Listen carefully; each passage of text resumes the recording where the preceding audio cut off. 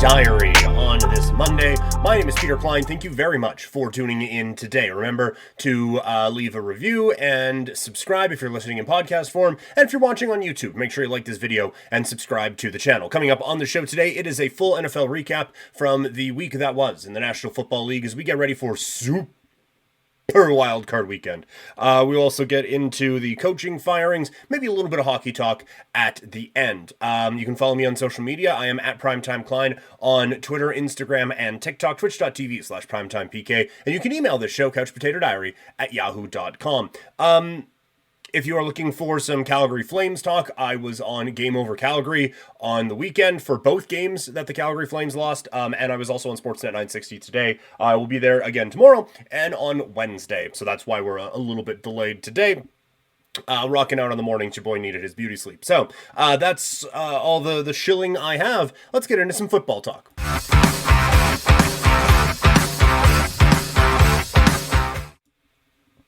So, the playoffs,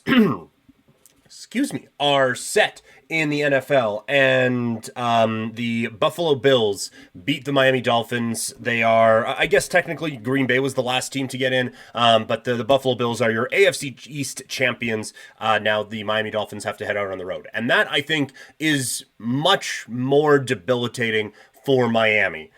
We talked on the preview show this week about how important home field advantage was going to be for the Miami Dolphins, and they don't have it now after this loss against Kansas City. It has kind of fallen apart for Miami against top teams. Their strength of victory this year is a win percentage of .385, which is not good. And so it's very difficult to take this Miami Dolphins team seriously in the playoffs. Injuries on the defensive side of the football have really limited this team the last couple of weeks, and the offense, when Tua faces pressure, has not been very good. They thrive when Tua can get the ball out quick and Tyreek is already downfield.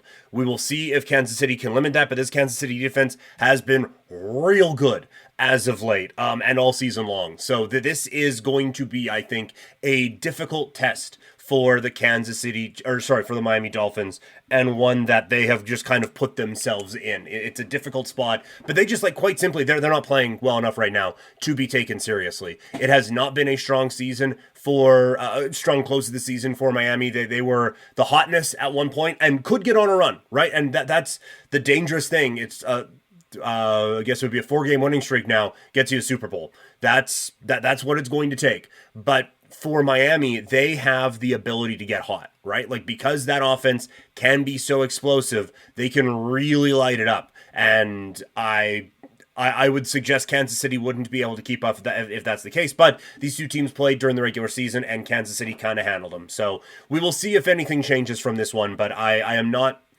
overly optimistic about Miami's chances. On the Buffalo side of things, what a turnaround this has been. From week 1, losing to the New York Jets on Monday Night Football with Garrett Wilson in at quarterback for the Jets after the Aaron Rodgers injury, and all of the turnovers, all of the disappointing losses that the Bills have faced this season, and still, here they are, division champions, and battle-tested a little bit as division champions. I don't know if they are necessarily complete enough to really make a run here in the AFC, given some of the opposition they'll face. If TJ Watt was healthy, this would be a really intriguing matchup, but I just don't think Pittsburgh has it. We'll get to our previews later on in the week, but for Buffalo, this has been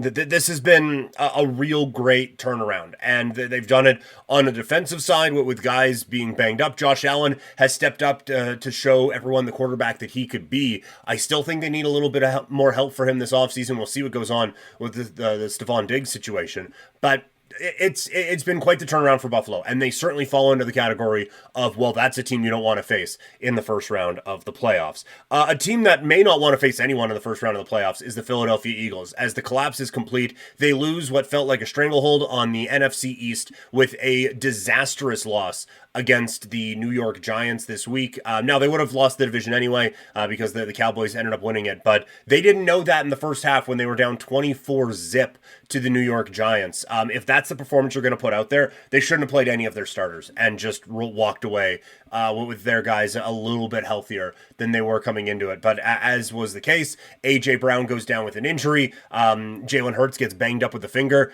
And this sounds wild to me, or that this could sound wild, I guess.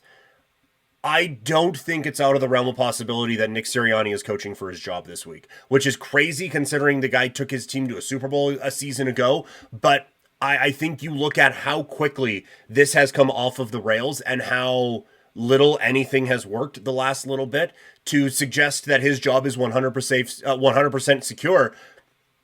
I just think would be disingenuous.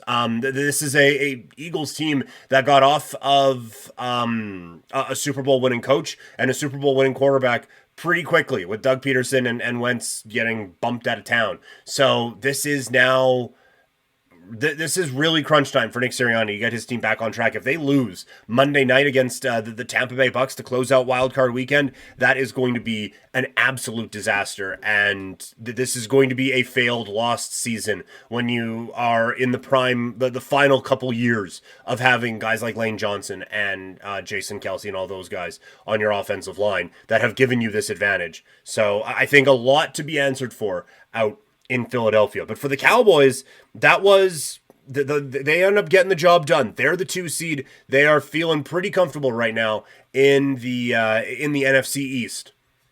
I don't think it's enough. I genuinely think, and now it's not. Doesn't feel like it's as in danger. But I think Mike McCarthy's probably coaching for his job this week. And honestly, I wonder if he's coaching for his job next week as well. I think that the time is now for this Dallas Cowboys team to finally put it together. He has control of the offense. Kellen Moore is out. The defense is playing phenomenally. CeeDee Lamb has worked his way into the conversation for some of the best receivers in the National Football League. Dak Prescott is playing really, really well. A lot of things line up for this Dallas Cowboys team. If this isn't their year, and I'm not saying it is, but if it's not going to be their year, then things need to change out in Big D. Said it at the beginning of the season, told y'all in the Green Bay Packers, they end up making their way into the postseason. It looked a little sketchy at times, and maybe I told y'all that they were going to win the division, and that certainly didn't happen. But we had the Packers in the playoffs, and that ends up cashing for us.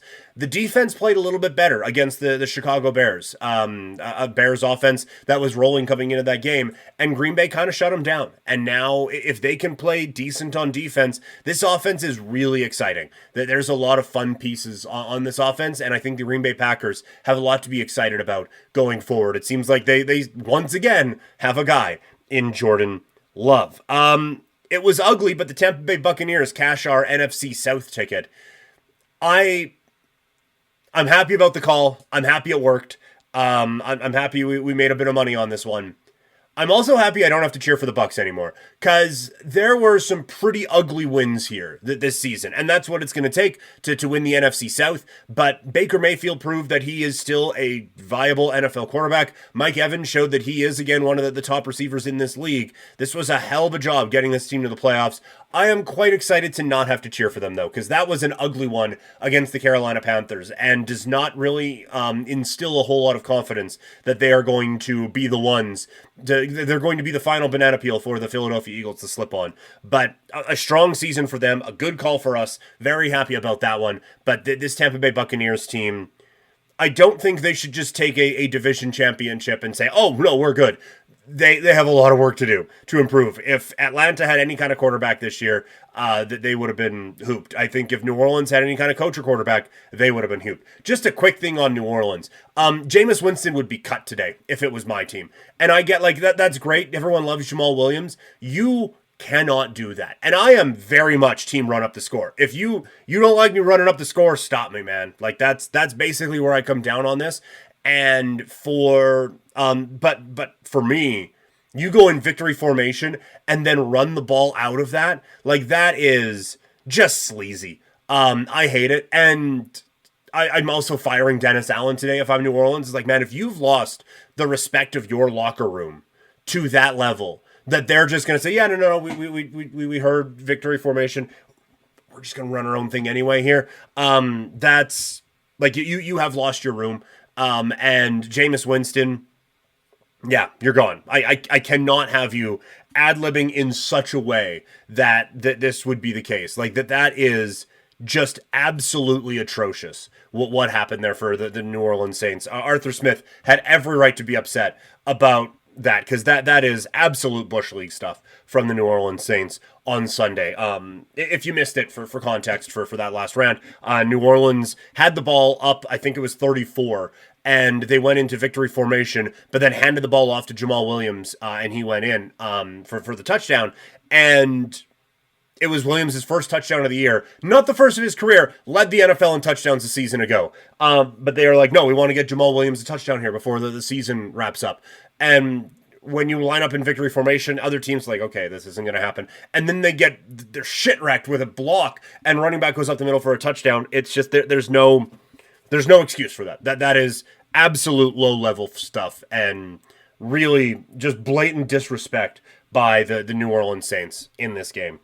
Where are we? Oh, the Jacksonville Jaguars. I am so interested by this team's offseason now, because they are blessed with one of the great quarterbacks to come out of college football in a long time, and one of the top prospects for forever. He was the prize, right? And he was the one who was going to turn things around. And to be fair, he turned things around. This was a team that the year they drafted him, the year leading up to his draft, they won one game. The Jets won a second game of the season, and it screwed the franchise for 5 years. But now, just being better isn't enough. You have to be great. If you are going to be this next, the leader of this next wave of quarterbacks into the NFL, and this next great prospect in the NFL, you need to be great. And they need to surround him with better weapons. Absolutely 100%. Do not disagree with that for 1 second. But he needs to be better. And he was hurt. So that's, like, fair. Absolutely fair. But a lot of guys are hurt. And if you are hurt to the point where you cannot help your team, then why are you out there? Why is it not CJ Beathard? Why was Nathan Rourke let go? Or allowed to leave, I guess, to the New England Patriots, just sitting there on the practice roster all season long. This is not an offseason that the Jags can just, a little bit of development. Like, no, go out and get some guys. If they re-sign Calvin Ridley, it's a second-round pick to the Atlanta Falcons. I don't know if I'm doing that. But they need another dude there. Like, if Stephon Diggs becomes available out of Buffalo, or if Devontae Adams doesn't like the direction the Raiders go with their coach, I think you gotta. I think you absolutely have to go out and try to get a number one guy for your dude, Trevor Lawrence, because the defense was fine. Defense was actually really good. We were saying that all year long. Like, Jacksonville is in this not because of Trevor Lawrence, but because of how well that defense played. Bonehead play by the Lions to have Sam Laporta in there. He goes out with an injury. If you wanted to keep him in for a couple of series, get his 10th touchdown of the year, I think it was only Gronk and Ditka did that as rookie tight ends, then fine. Let him do it. Go right ahead. But to have and it's, again, like, you love Dan Campbell, but there's some stuff that he does that really makes it tough to fully get behind him. It was a really bad decision to leave Sam Laporta in that game. Now he's hurt, and it hurts their chances going forward. We'll see what I don't know if I know the exact diagnosis on this, but they were saying it's not as bad as it was, but it's not good. Or not as bad as it could have been, but it's not good. We will see what the Lions are able to do here. But to me, the, like, macho, we're going to gut it out right to the end sort of a thing would have been like, doesn't matter who we have out there, we're trying to win. Doesn't matter what quarterback, doesn't matter what tight end, doesn't matter what running back. I have faith in all 53 men on this roster that we can go out there and beat the Minnesota Vikings, regardless of who's under center, regardless of who's playing tight end, regardless of who's at running back. We can beat these guys and let your dudes have a bit of a breather after a grind of an NFL season. And lastly, unreal turnaround for the Houston Texans. This is why you try to draft these franchise quarterbacks, because no one saw this coming from the Texans. And when you get a guy who can turn around the culture in a year, the way DeMeco Ryans did, and the way that Bryce Young did, man, it's really impressive. It is so impressive. And just congratulations all around on a great season for the AFC South champion, Houston Texans. Let's get into some coaching firings. Arthur Smith let go by the Atlanta Falcons. It's something we called about for weeks. I went on a rant about it a while ago. That this is not a roster that should have performed this bad. They need a quarterback. For sure they need a quarterback. But Brock Purdy doing so well out in San Francisco takes away a lot of excuses coaches have about the play of their quarterbacks. This was a team that has used high draft capital on Drake London, on Bijan Robinson, and on Kyle Pitts, and they got like 50% of the possible best outcome out of all of those guys. And when you're an offensive-minded head coach, I could give a fuck who your quarterback is. You have to get more out of that guy. So this was absolutely the right move for the Atlanta franchise to make. They need to go out and get a quarterback. They need to go out and get a quality head coach and make a push for a division that was right there for them all season long. Ron Rivera out in Washington. We kind of knew this was going to happen basically from the trade deadline when they make the moves dealing out Sweat and Chase Young. Ron Rivera, some amazing work with Carolina. He does only have 3 winning seasons, but they have not really provided him with a lot of great stuff to work with in Washington. He has a reputation of like a culture builder, which is great, but that generally means the place you're running into has some major problems. So we'll see what kind of opportunities present themselves for Ron Rivera going forward. And the Carolina Panthers firing GM Scott Fitterer.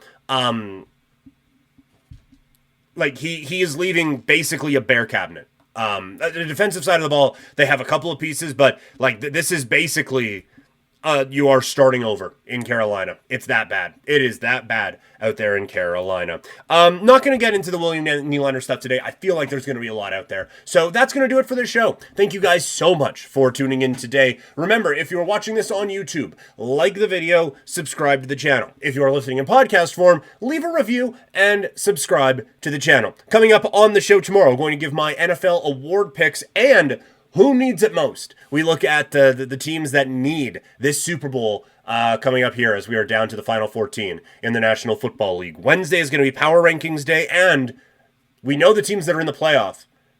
But does the playoff committee agree?